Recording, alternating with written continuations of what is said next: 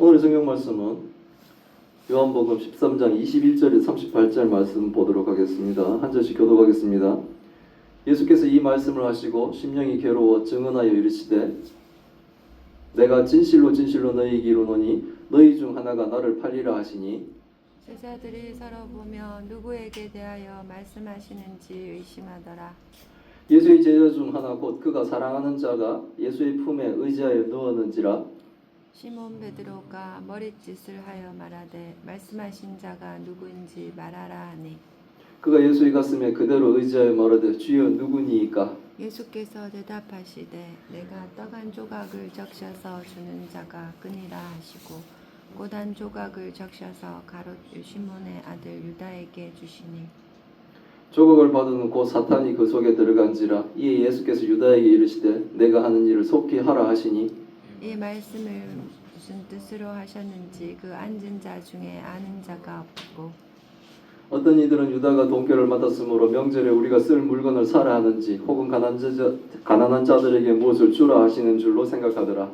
유다가 그 조각을 받고 곧 나가니 밤이러라.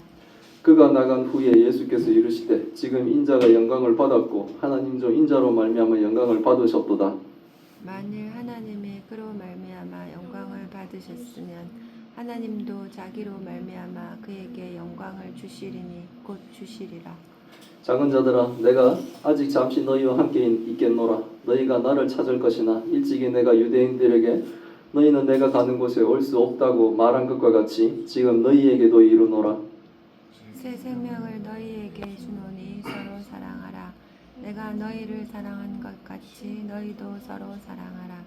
너희가 서로 사랑하면 이로써 모든 사람이 너희가 내 제자인 줄 알리라. 시몬 베드로가 이르되 주여 어디로 가시나이까. 예수께서 대답하시되 내가 가는 곳에 내가 지금은 따라올 수 없으나 후에는 따라오리라. 베드로가 이르되 주여 내가 지금은 어찌하여 따라갈 수 없나이까. 주를 위하여 내 목숨을 버리겠나이다.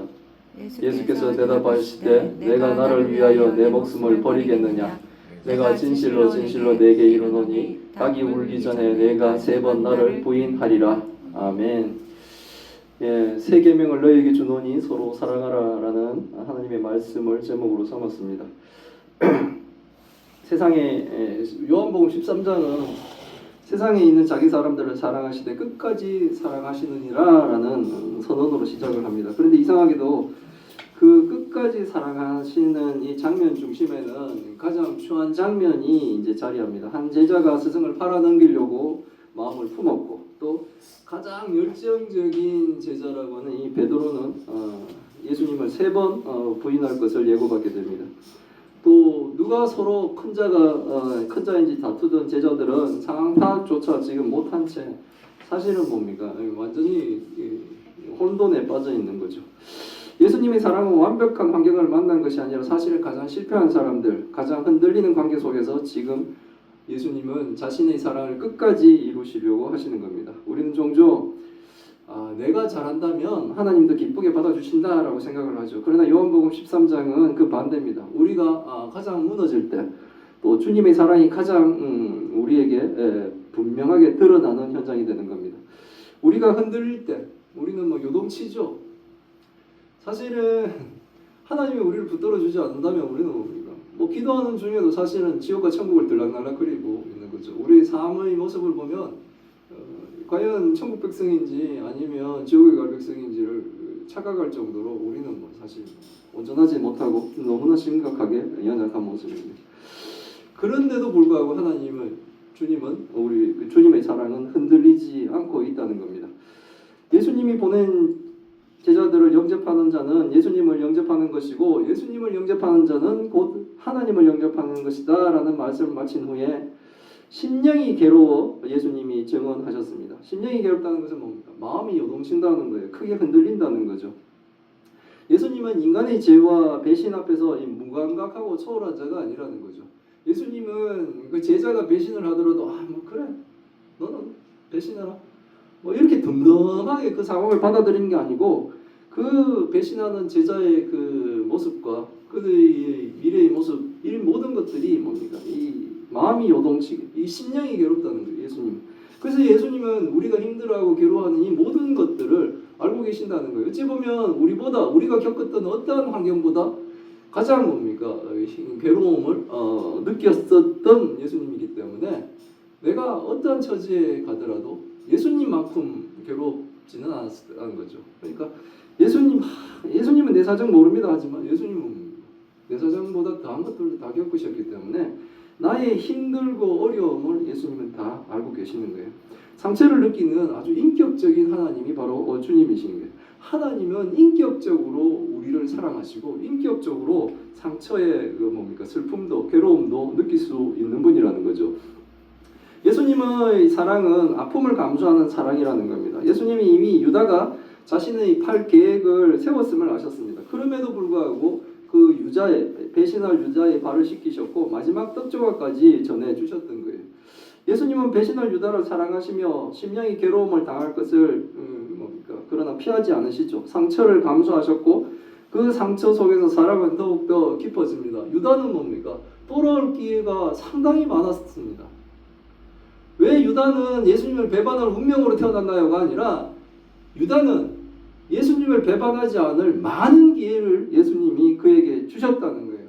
우리도 지옥에 가는 사람이 왜 지옥에 갈 팔자냐라고 하는 것이 아니라 그에게 하나님 나라로 돌아올 수 있는 많은 기회가 인생에 주어졌다는 걸 알아야 돼요.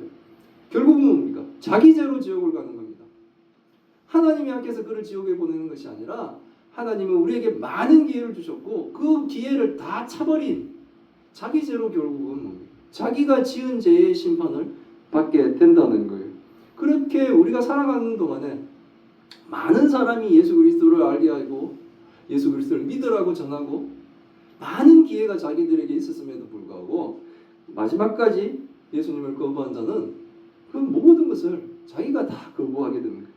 유다는 지금 예수님의 많은 기회 가운데서도 한 번도 뭡니까? 돌이키지 않고 결국은 뭡니까? 자기의 길들을 가고 있다는 거예요. 심령이 괴로운 가운데 예수님은 너희 중에 하나가 예수님을 팔 것이라고 말씀합니다. 이거 완전 직접적인 말씀이죠. 이런 말을 들으면 뜨끔하잖아요. 그럼 돌아서야죠. 우리도 하나님을 믿으며 이 세상을 살 때 우리가 내가 이런 일을 해도 괜찮을까? 이런 뜨끔한 때가 있잖아요. 그때는 뭡니까? 멈춰야 된다는 거예요. 성령 하나님께서 우리에게 뭡니까? 뜨끔하도록 했을 때는 그리고 하나님을 믿지 않는 사람도 양심이라는 것에 툭 찔릴 때는 그거는 뭡니까? 멈춰야 되는 거예요. 그걸 찍어 누르고 끝까지 가는 것은 뭡니까? 결국 끝까지 예수님을 배반하고 예수 그리스도를 팔아넘겨 최후를 뭡니까? 비참하게 끝내는 유다와 같아진다는 거죠. 예수님이 너희 중에 나를 팔 자가 있다라고 말씀하시니까 예수님이 이 발표는 제자 공동체 전체를 흔들어 버리죠. 제자들은 서로 보면서 말하면 누굽니까? 묻는 거죠. 놀라운 점은 누구도 지금 유다를 의심하지 않는다는 거예요. 많은 그 힌트가 있었으면서도 제자들은 아무도 유다를 뭡니까? 의심하지 않습니다. 배신은 멀리서 오는 게 아닙니다. 유다는 누구보다 예수님 곁에 있었고 공동체의 동계를 맡을 만큼 뭡니까? 신뢰를 받는 사람이 모든 모임에서 재정을 맡고 있는 사람이 뭡니까? 가장 신뢰도가 높은 사람이에요. 가장 믿을 만한 사람들한테 공동체에 돈을 맡기는 거예요. 유다는 이 공동체에 돈을 맡길 만큼 신뢰가 있었다는 거죠. 그러나 그의 마음은 이미 돈, 정치적 기대, 자기 생각에 완전히 지배되고 있었어요. 유다의 문제는 예수님을 몰랐다가 아니라 예수님보다 더 사랑하는 것이 있었다는 것이 문제가 된다는 거예요. 시몬 베드로가 궁금해서 머리짓을 합니다. 뭐냐면 예수님의 품 안에 안겨 있는 예수님의 사랑하는 제자에게 예수님께서 예수님의 팔자가 누구인지 이제 한번 물어보라는 거예요. 이게 뭐냐면 이제 여기 보면 예수님과 이 제자들의 관계가 친밀도가 얼마나 대단하냐면 그 공동체 식사 자리에서 한 명은 이렇게 예수님한테 안겨 있는 거예요. 이렇게 그 아기가 꼭 엄마한테 안겨 있듯이 막 이렇게 안겨서 밥 먹는 거예요. 그런데 옆에 있는 베드로가 그거 보고 네가 한번 물어봐라. 뭐 이렇게 이제 누군지 한번 물어봐. 지가 막 이렇게 직접적으로 막 묻기가 좀 꺼려울 때 왜 담임 선생님하고 좀 친한 학생이 있으면 걔 보고 좀 이렇게 물어보라고 이렇게 얘기하듯이 누군지 물어보라 머리짓으로 한번 물어봐라 이런 식으로 이제 흔들었던 거죠. 예수님이 사랑하는 자가 정확하게 누구인지는 모르지만 대부분의 성경학자들은 누구라고 판단하냐면 요한복음을 기록한 사도 요한이 이 예수님이 사랑하는 자일 것이다 라고 추정들을 하고 있어요. 베드로의 머리짓을 보고 요한이 예수님께 안겨있는 상태에서 주님의 팔자가 누구인지를 물어봅니다. 예수님은 또 거기에 대답을 하시죠. 예수님은 자신이 떡을 한 조각 적셔다 주는 자가 예수님을 팔자라고 하십니다. 유대 문화에서 떡 조각을 뗀다는 행위는 같이 식사 자리를 한다는 것은 가장 친밀한 식탁 교제의 표시입니다. 예수님은 유다를 마지막 순간까지 이 친밀한 자리로 초대를 하셨어요. 하나님은 심판 이전에 사실은 이런 은혜를 우리에게 주신다는 겁니다. 근데 심판받는 자는 그 은혜를 끝까지 거절하고 결국은 심판을 받게 되는 거예요. 떡 조각을 받은 후 사탄이 유다 속으로 들어갑니다. 유다는 예수님의 은혜를 거절한 것이죠. 사탄은 유다에게 임의로 들어간 것이 아닙니다. 유다는 이미 자신의 욕망으로 계속 틈을 만들고 있었고 그 틈을 사탄은 뭡니까? 정확하게 이용을 한다는 거죠. 우리도 그것을 조심해야 돼요. 한 교회 사찰 집사님이 이런 말을 했다고 합니다. 도둑은 커다란 문이 열릴 때보다 작은 문틈이 있을 때 들어온다는 거죠. 사탄은 우리의 큰 죄보다는 작은 틈을 노립니다. 작은 틈으로 우리가 허용할 때 어느 순간에 들어와서 죄에게 무감각하게 만들어 버린다는 거죠. 작은 욕심, 탐심이라고 하죠. 작은 탐심, 작은 오만, 작은 미운, 작은 체념, 그 작은 틈이 결국은 영적인 파국을 만들게 된다는 겁니다. 죄는 갑자기 한 무더기로 확 오는 것이 아니고 우리가 그 틈을 허용할 때 뭐 이 정도는 괜찮겠지, 이 정도는 한 번은, 이 한 번만은, 그 한 번이 뭡니까? 영원이 되어버립니다. 서서히 우리의 그 틈으로 들어왔다가 완전히 우리 전체를 파멸시키고 다시 돌아가지 못하게 만들어 버린다는 거죠. 유다에게 사탄이 계속 이 일을 하고 있는 거예요. 그러니까 예수님이 이제 말씀하십니다. 네가 하는 일을 속히 하라. 네 할 일 해라 라고 말씀을 하시는 거죠. 다른 제자들은 이 말씀이 무슨 뜻인지 이해를 못합니다. 어떤 제자들은 유다가 동계를 맡았으니 명절에 쓸 물건 사러 나간다고 생각했고 혹은 가난한 사람들을 도우러 간다라고 알았습니다. 누가복음은 사탄이 들어갔다라고만 했는데 요한복음은 한 문장을 더 붙입니다. 그가 나가니 밤이래라. 이건 굉장히 상징적이죠. 이건 단순한 시간 묘사가 아니라 요한복음이 말하는 밤은 영적인 어둠, 죄, 하나님과의 단절을 상징합니다. 유다의 발걸음은 단순히 장소의 이동이 아니라 영적으로 뭡니까? 하나님을 떠나는 결정이에요. 이 떡조각을 적셔서 주는 자가 나를 배반할 자라고 얘기하면서 적셔서 주는데 그 떡 받아먹고 예수님을 떠나서 나가는 거예요. 완전히 나가버리는 거죠. 교회 밖으로 나가버리면은 구원이 없습니다. 예수 그리스도가 교회의 머리 되시고 예수 그리스도의 지체되어 하나님을 섬기는 곳을 교회라고 하는데 교회 밖으로 나가는 것은 뭡니까? 예수님께 떨어져 나간다는 거예요. 그러니까 그건 뭡니까? 심판을 받게 된다는 거죠. 결국 유다가 지금 나가버렸습니다. 그 조각을 받아먹고 곧 나가니 밤이를 영적으로 뭡니까? 완전히 어둠이라는 겁니다. 유다가 배신하러 나간 순간 예수님이 이렇게 말씀하셔요. 지금 인자가 영광을 받았고 하나님도 인자로 말미암아 영광을 받으셨다. 이 말씀은 인간의 관점으로는 참 이해하기가 힘들죠. 배신과 고난의 시작, 십자가에서의 죽음, 제자들의 혼동 등등 이 어두운 순간에 예수님은 지금 영광을 선언하고 계십니다. 왜 십자가가 영광일까요? 십자가는 로마 사람들이 만든 사형 틀이죠. 굉장히 아주 잔인한 사형의 방법이었습니다. 근데 예수님의 십자가 죽음은 바로 사랑을 끝까지 증명하는 자리고 구원이 완성되는 자리이며 하나님 아버지의 뜻이 온전히 이루어지는 자리가 되었어요. 그러니까 가장 끔찍한 사형의 도구가 하나님이 끝까지, 주님이 끝까지 우리를 사랑하셨다라는 것이 완성되는 자리가 되었어요. 그리고 뭡니까? 인류의 가장 큰 은혜가 흘러가는 자리가 바로 예수님의 십자가이기 때문에 예수께서는 뭡니까? 영광을 선언하고 계시는 거예요. 그래서 영광은 뭡니까? 어찌 보면 성공이 아니라 순종이 영광이라는 겁니다. 예수님이 하나님 아버지의 그 뜻대로 완전히 순종을 하신 거예요. 첫 번째 아담은 뭡니까? 순종하지 않아요. 완전히 실패해버렸죠. 그래서 인류에게 죽음이라는 뭡니까? 가장 비참한 형벌이 들어오게 되죠. 죄가 들어오고 이제는 그 죄로 인한 죽음이 우리에게 생기게 된 거예요. 죽지 않도록 창조되었는데 죽는 운명이 되었어요. 첫 번째 아담은 실패해버렸죠. 그런데 두 번째 아담이신 예수 그리스도께서는 하나님께 온전히 순종하심으로 십자가에 죽기까지 순종하심으로 우리를 뭡니까? 이제는 구원하실 수 있는 은혜를 베푸시게 되었다는 거예요. 우리에게 구원의 문이 열리게 되었다는 거예요. 그래서 예수님은 그 자리를 배신과 고난의 시작, 십자가의 그 끔찍한 죽음이 있는데도 불구하고 영광을 선언하고 계시는 겁니다. 세상은 영광을 성공해서 찾습니다. 그러나 예수님의 영광은 하나님 뜻에 순종해서 지금 예수님은 찾고 그 영광을 찾으시는 거예요. 우리의 영광은 결국은 하나님 앞에서의 순종에서 결국 시작되어야 된다는 거예요. 내 성공이 영광이 아니라 하나님께 순종하는 것이 바로 우리의 영광이 되어야 된다는 겁니다.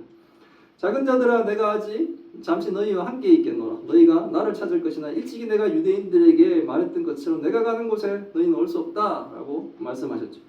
이전에 유대인들에게 이 말씀하니까 그가 어디 가는데 라고 막 이렇게 유대인들이 예수님을 조롱하듯이 얘기했는데 지금 제자들에게도 똑같은 말씀을 하십니다. 그러면서 예수님은 제자 공동체가 앞으로 어떻게 존재해야 될지를 말씀하시는데 새 계명을 너희에게 주노니 서로 사랑하라. 내가 너희를 사랑한 것 같이 너희도 서로 사랑하라 라는 계명을 주십니다. 왜 새 계명이냐면 레위기 19장 18절에도 사랑하라는 얘기가 있어요. 내 이웃을 사랑하라라는 말씀을 하셨죠. 그러나 새 계명은 조금 좀 달라요. 내가 너희를 사랑해. 주님이 너희를 사랑한 것처럼, 주님이 성도들을 사랑한 것처럼, 주님이 하나님의 백성을 사랑한 것처럼. 이게 어느 정도냐면 십자가에 죽기까지 거예요. 엄청나죠. 그래서 예수님의 사랑은 이렇습니다. 조건 없는 사랑입니다. 내가 잘해서 하나님이 나를 사랑하신 게 아니라는 거예요. 내 조건이 없다는 거예요. 그리고 예수님은 제자를 받으시고 완전히 죄인의 모습으로 떨어지신 그 낮은 사랑입니다. 다른 이의 발을 씻기셨고 배신자를 품는 사랑이며 자신을 부인하고 자신을 뭡니까? 모른다 하는 그 사람을 용납하는 사랑이고 그리고 십자가까지 가는 사랑이라는 겁니다. 이런 예수님의 사랑이 바로 교회의 기준이 되어야 되는 거예요. 그러니까 이게 내 의지로는 안 되죠. 그래서 성령께 기도하고 성령 하나님의 도움을 받지 않고는 절대로 뭡니까? 예수님처럼을 사랑할 수가 없어요. 내 의지로 내 성품이 좋아서 내가 태어날 때부터 착해서 절대로 못합니다. 우리는 못합니다. 그래서 기도하고 성령 하나님의 인도를 받아야 돼요. 못할 것 같은데 기도하고 성령 인도는 하나님의 인도를 받으면 순종이 또 돼요. 이게 참 기적 같은 일인데 하나님이 이번엔 난 절대 못합니다 하는데 기도하고 또 하면 또 그게 또 받아들여져. 그게 신기하죠. 내 첫 번째 의지는 뭡니까? 난 이번엔 절대 저거 못합니다. 절대로 못합니다 했는데 하나님은 뭡니까? 할 수 있도록 또 인도해 가시는 거예요. 그게 하나님의 능력이시고 그게 하나님의 성도들이 또 뭡니까? 순종해가는 삶의 기준이 되는 거예요. 35절에 세상이 교회를 보는 기준이 됩니다. 너희가 서로 사랑하면 이로써 모든 사람이 너희가 내 제자인 줄 알리라. 교회가 가진 가장 큰 전도 전략은 거대한 프로그램도 엄청난 지식도 아닙니다. 사랑입니다. 세상은 우리가 자신을 어떻게 소개하는지보다는 서로에게 어떻게 대하는지 보고 예수님을 그리고 교회를 뭡니까? 판단하게 된다는 거죠. 그럼 저도 여러 사람 만나봤는데 많은 사람들이 막 자기 입으로 그래요. 나는 하나님 앞에서 하듯이 한다고 막 얘기하는데 맨날 자기 입으로 또 자기 입으로 내가 하나님 앞에서 한다고 살듯이 산다라고 얘기하는 사람치고 제대로 사는 사람 제대로 못 본 것 같아요. 그만큼 자기 의지대로 사는 게 아니에요. 그리고 그 판단은 뭡니까? 주변에서 하는 거예요. 자기 입으로 하는 게 아니라 자기가 스스로 막 자기를 치켜 올리고 막 이렇게 해봤자 아무 의미가 없습니다. 주변에서 하는데 우리가 어떻게 사는지 주변이 보고 교회를 성도를 판단하게 된다는 겁니다. 베드로가 주님의 말씀에 또 베드로가 나서게 됩니다. 베드로는 언제나 좀 열정적인 사람이죠. 주여 어디로 가시나이까? 왜 지금 따라갈 수 없나이까? 내가 주를 위하여 목숨을 버리겠습니다 라고 이제 베드로가 나서면서 말합니다. 그러나 예수님은 말씀하시죠.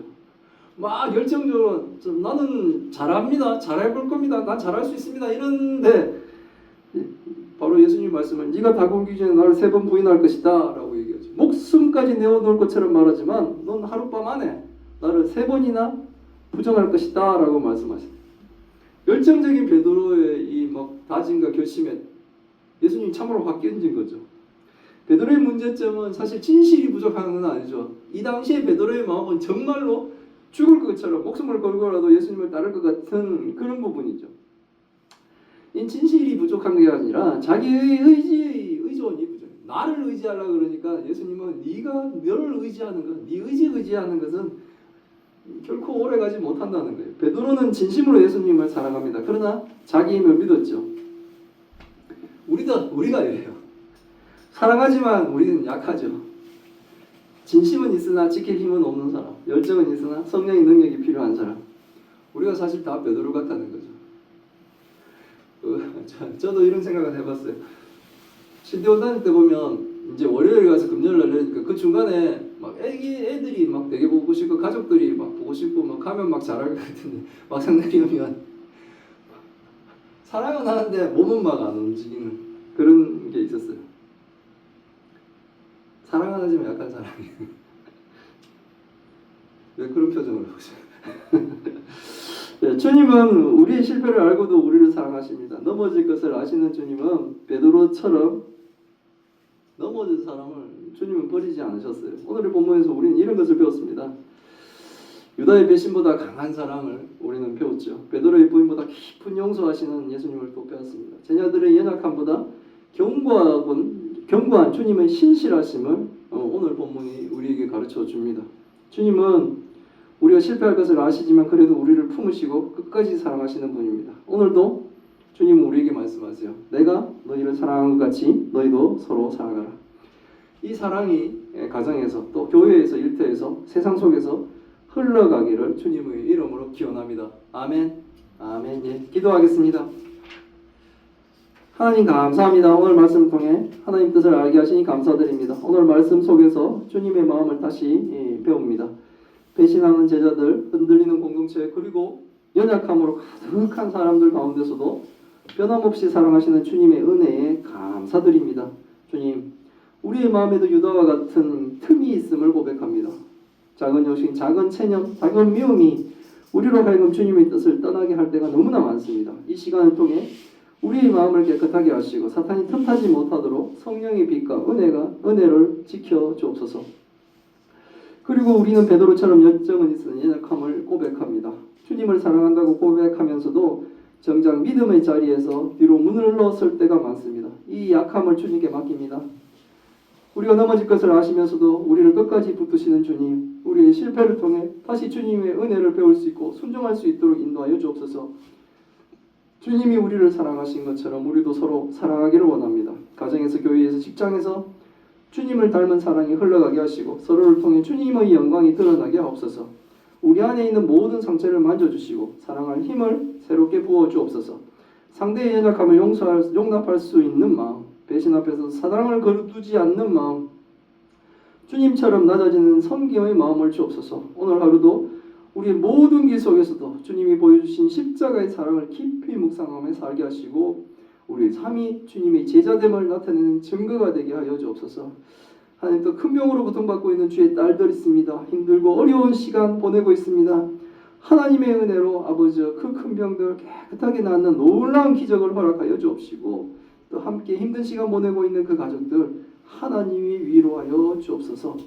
또 피곤한 자들, 아버지의 연약한 자들 하나님 붙들어 주셔서 모두 하나님의 영광 가운데 살아가게 하여 주옵소서. 이 모든 말씀 우리 주 예수 그리스도의 이름으로 기도드리옵나이다. 아멘.